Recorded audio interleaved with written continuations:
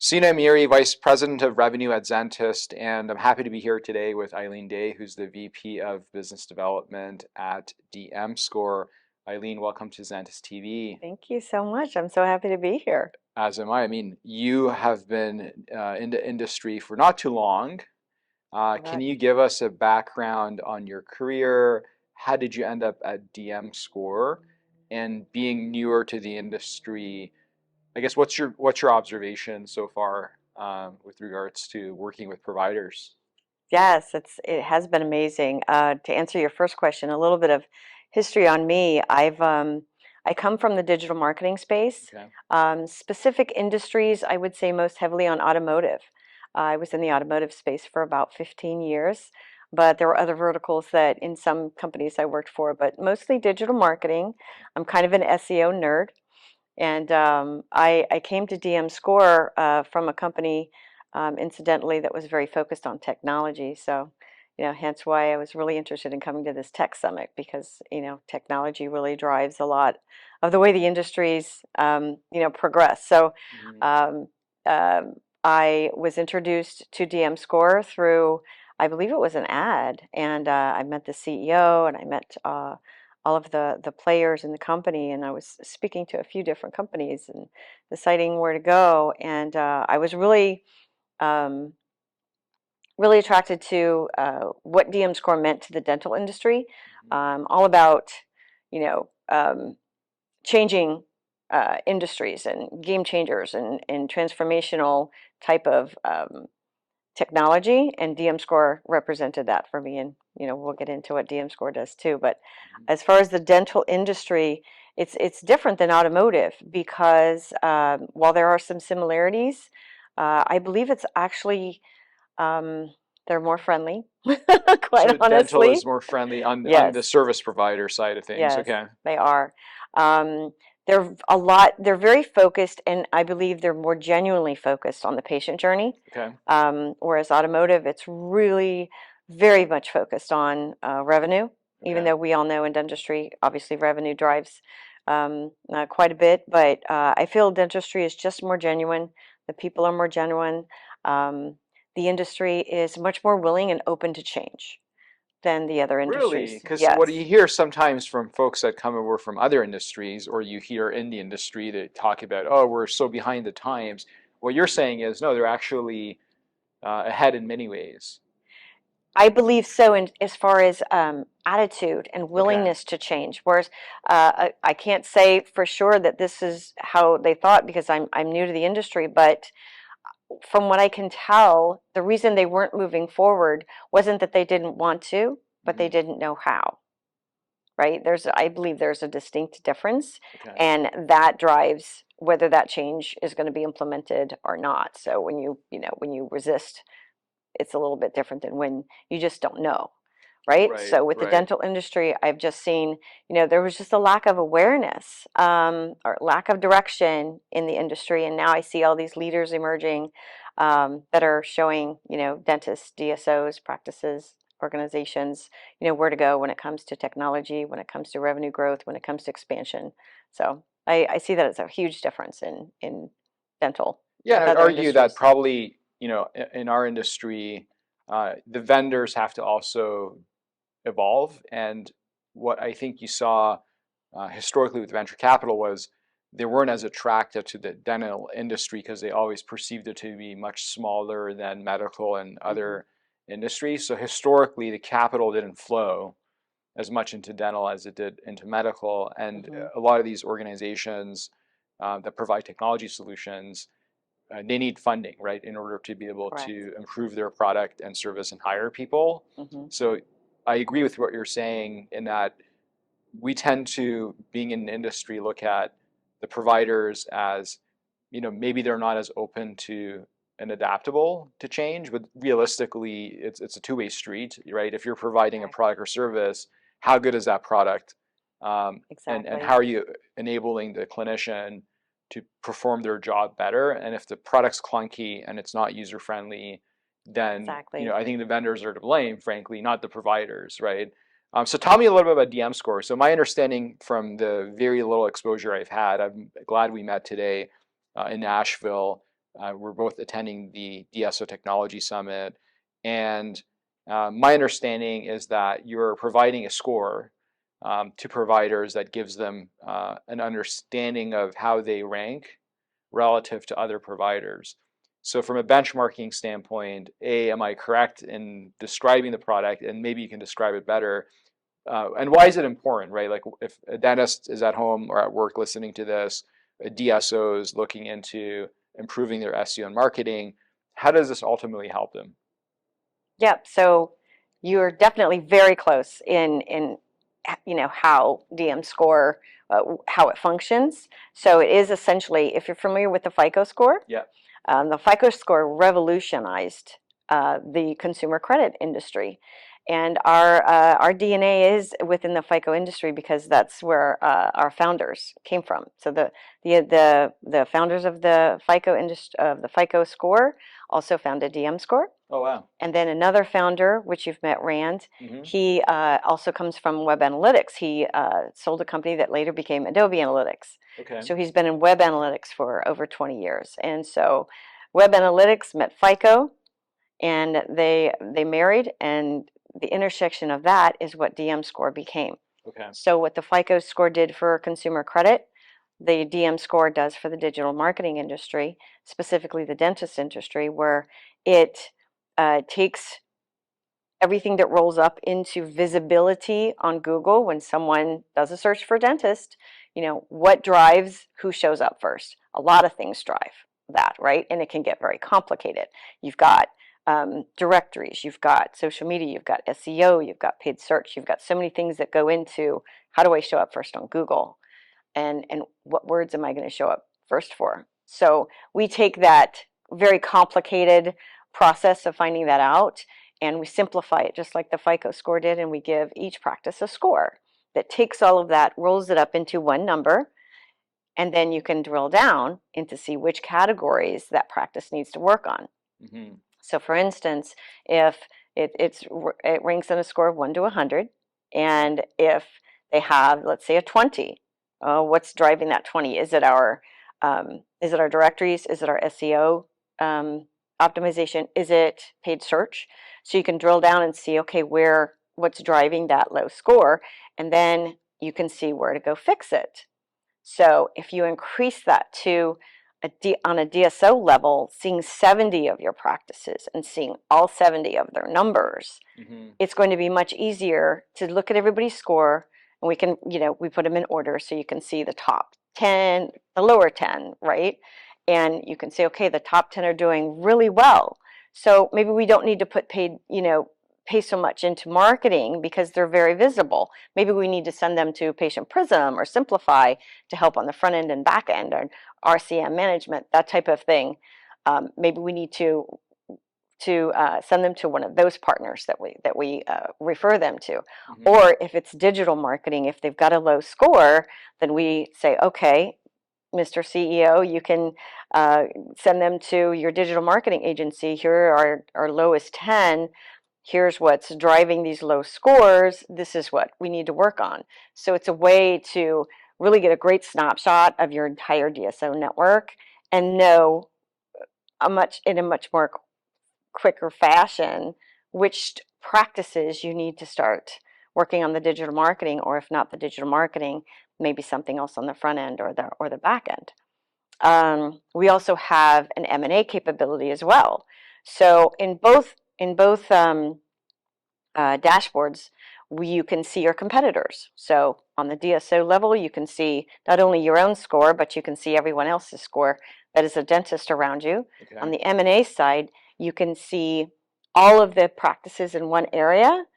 And so if you're targeting, say, Charlotte, North Carolina, then you can see which practices have a low score, which practices have a high score, and that helps you in valuation. That helps you know, which ones are up and coming, which ones aren't really trying really hard, and depending on your, what your goals and objectives are with M&A and who you're trying to acquire, that can help you target them much faster than what they're normally using. So we help both on the M&A side and on the marketing optimization side.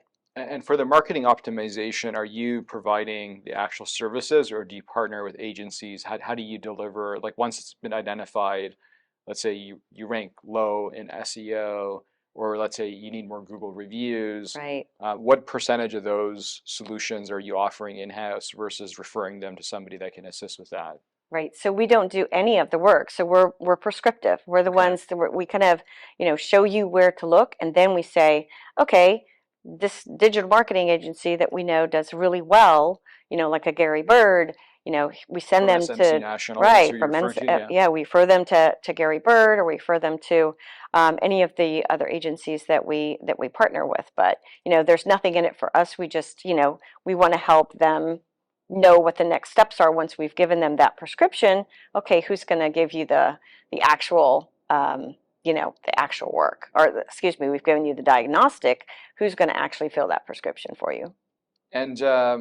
And you work with DSOs as well as solo practices. One of the arguments a solo practitioner may make is, we don't do marketing because my chairs are always full Mm-hmm. and we don't need necessarily a website. I've been practicing for 30 years. I have a good loyal patient base. So if they do the DMscore, they'll rank low. Mm-hmm.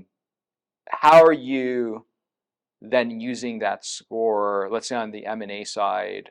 Because let's look at the revenue and EBITDA, and if the Mm-hmm. revenue is 2 million, but they rank 40 out of 100, Mm-hmm. right, on DMscore, does that give the justification for the DSO to perhaps, pay a little bit more because you're looking at really an undertapped opportunity? Meaning, if the same clinic, given the patient experience, had a score of 80 instead of 100, um, theoretically, right, like the production would go up, assuming there's capacity. Mm-hmm. But how do you get around that nuance in the sense that you could be looking at a clinic that's ranking low, Mm-hmm. but has just not done a great job of marketing? It doesn't necessarily mean they don't have great patient care or they don't have a full roster. And is that maybe an opportunity for an expansion of sorts if a DSO was looking to partner with that doctor? Yes, absolutely. To all of the above.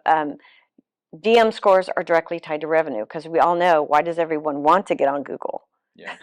Because that's tied to revenue, right? And we've done correlation studies. We actually did one with Simplify that actually showed the scientific data to show that, yes, if you're more visible on Google, if you double your DMscore, you double your revenue.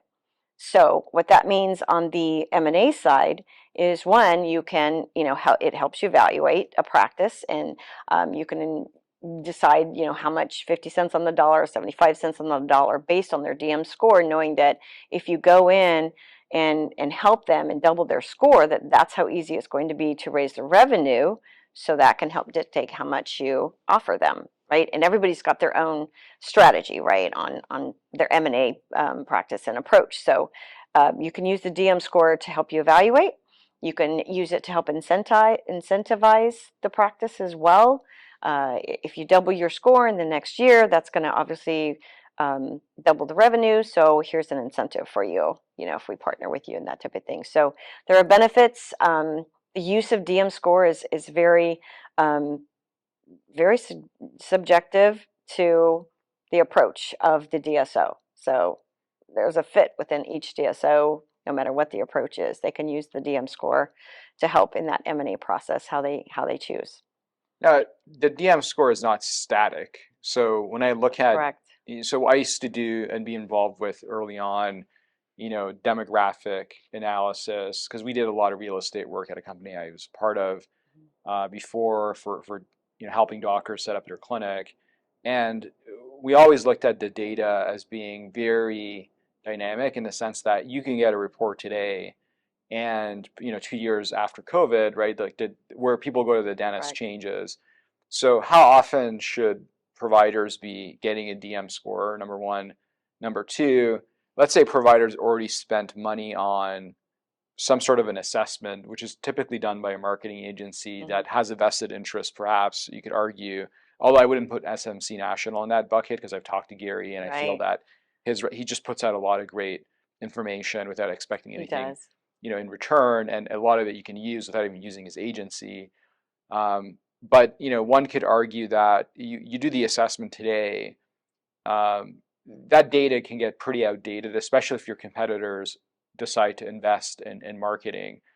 And so how are you looking at that? Is there a part of the service that allows you to have that ongoing score, ongoing assessment? Yes. So Yes. it's basically a dashboard. You can see it, but it's always changing because you guys are updating the data points Absolutely, again. and that's a great point because, digital marketing, Google, everything changes. And now even more on a day-to-day basis, Google used to update, you know, with certain industries, either every 30 days, every 2 weeks, just depending on your industry, how often they even crawled a website or updated the maps information. Now it's more real time. So it's really that much more important, especially with what's going on in the dental industry and the DSOs acquiring, right? If they acquire someone and work on them within 90 days, their DM score is going to change. Mm-hmm. So what your strategy if your score is now lower than someone who 90 days ago it was higher than. So that's why it's so important to make sure that you watch the dashboard, that you have someone that understands what the numbers mean, somebody like a Gary Bird to, say, oh, look what's happening here. We have trend lines that you can see what's happening over time. And you can even put, hey, we did this, back in March and look what happened by May, so that you can kind of benchmark that type of thing. But it's really important to watch your DM scores just like you would any other metric when it comes to web analytics, and watch the score go up, watch it go down, see how what you do affects your DM score, and then that can again help you benchmark what you do to the other what you do for your other practices, right? If their score goes down. So super important to make sure that you're always monitoring them, that it's on a dashboard somewhere, and that your people always know what the numbers mean, so that they can make that, get the insights that it gives and make action, actionable insights is really key there. And are there any types of DSOs? I don't know if you can mention names, but I'm now curious, given what you just told me, to understand who does a great job of marketing and like how are they getting ranked on DM score. And then I think for a lot of our viewers, they probably want to know what's setting up the ones that are successful to be like what's the secret sauce, right? So Hmm. is it just purely investment in terms of percentage of their collections spent on marketing, or is it being much more strategic with the marketing that you're doing? Meaning, if you're in a particular area and you notice that nobody's really aggressively Hmm. marketing Invisalign, that's what you're going after. Any comments on that as far as like what you've noticed from the data that you're collecting? Because I imagine this is fascinating if you have access to all of the information Yes. to sit there and go, we never thought this particular DS or this practice would be ranking so highly. And then when you double click on it, you start looking at their campaigns, Hmm. and then it starts to make sense. Any thoughts or any kind of information you've gathered from this work that would be beneficial for individuals that are looking to improve their marketing? Yeah, so you're right. We can't tell you what DSOs are using, or we're one of those that doesn't broadcast who we're Right. working with, because if you know football or sports, they have a playbook, right? And Yeah. nobody really shares their playbook. So DSOs consider us like that secret weapon that they have in their playbook, and they're just they're not going to share that with everybody. They'll share best practices or one thing, but that insight into not only their own DM scores but their competitors, or the places that they're targeting, where they're targeting, and then all of those DM scores, that's something that they don't want to share. But what I can tell you is that the DSOs that we do partner with are using it, in so many different ways, on the C-suite level. They're using it to get a snapshot and decide decisively which practices need, to spend more revenue on. Doesn't matter where, but oh, okay, we need to spend more here because this is what their score is. Um, it helps the marketing teams, the operational teams, and it helps them actually um, focus on perhaps what's a common thread in some of the practices. You can see, oh gosh, out of 50 of our practices, 30 of them don't even claim their Google My Business page, for example, right? And they know that, okay, that's obviously a common thread, but look at the low hanging fruit that we can um, address here and make really quick strides in increasing our score. And then in the M&A side, the teams use it obviously to help their business analysts more quickly get to, the point that they want is which one should we target, right? They want to get to that much more quickly than they can with all their business analysts spending hours and hours, looking at this other data. So it helps all three sides of an organization, help them in different ways. And I find that DSOs have the most success using DMscore when they're all communicating with each other on what the scores mean, what they were before the stores were acquired, the practices were acquired, the legacy versus the newly acquired. How are their scores going up, tracking that type of thing, and that takes communication and collaboration. So we're seeing the most success with DSOs that are using both sides, the M&A side and the marketing side, the before and after, and then they're benchmarking, right? They're saying, okay, this is what we've learned, this is what we do now every time, and they work it into their integration plans. When you bring on 22 new practices, you've got an integration plan, right? An integration strategy. So Right. they use that to help them, benchmark and make plans. So I got a controversial question. So every time I looked at a practice appraisal when I was running a DSO, we would get a lot of acquisitions and partnerships just through going directly to the providers and focusing on the clinical autonomy, which yes. a lot of DSOs also do. But one of the pet peeves I've always had is when you look at the practice appraisals, it's a very subjective assessment of the marketing effectiveness of the clinic. Mm-hmm.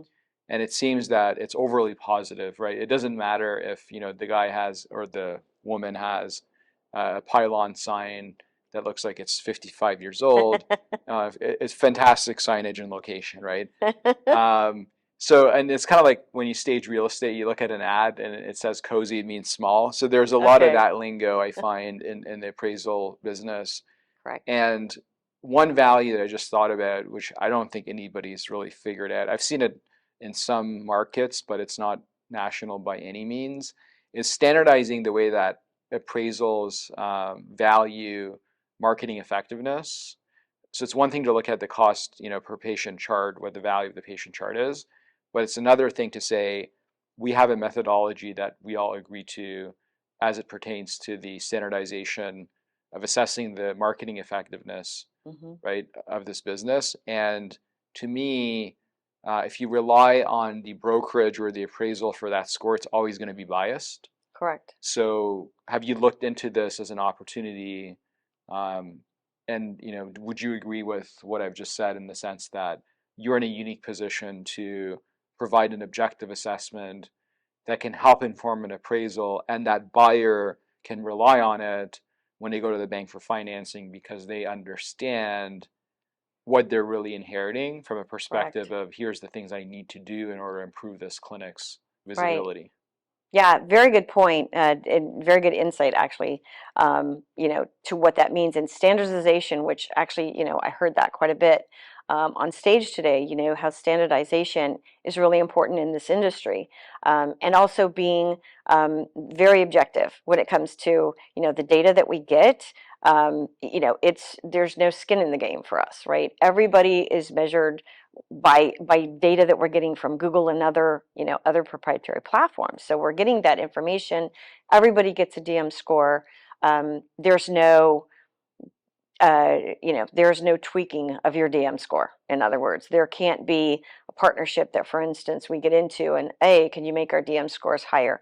We don't do that, right? It all comes from the data. So that's how clean the data is. That's how reliable the data is, and that's how it can be standardized. And that's again what we're doing for the industry is giving the dental industry and other industries, quite frankly, a standardization of a score that nobody has influence over. Only the practice, or in the FICO industry, only the consumer, right? They control it. They finally have that control that they didn't have before, and the transparency and insight so that they knew where to focus their attention. Same thing with practices and DSOs. They know the data is clean, they know it's reliable, they know where it comes from, and they know that nothing can influence it. So that standardization is actually super helpful, and I believe it's going to revolutionize actually the dental industry. Yeah, and as I said, looking at these appraisals, again, I've not seen that standardization Right. and there is usually at least a paragraph on what the clinic is doing from a marketing Mhm. perspective.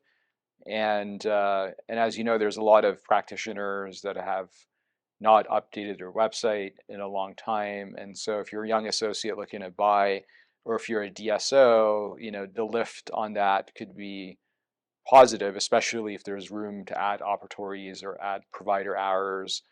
That's directly going to go to the top line. So I definitely see value in it. And like you said, it's not been done before. And when it's been done by a marketing agency that uses it as an assessment to then sell marketing services. And it Exactly. seems like no matter what you're doing, it's not good enough in some cases. Um, and I just speak from experience having sat in the DSO Oh, no, seat you're and being right. pitched Yeah. by marketing You agencies hit for our you business. really are So spot on thank there. you for for bringing this to the industry. And where can our viewers go to learn more about DM score? And I assume DM means dental marketing score, Digital marketing. digital marketing.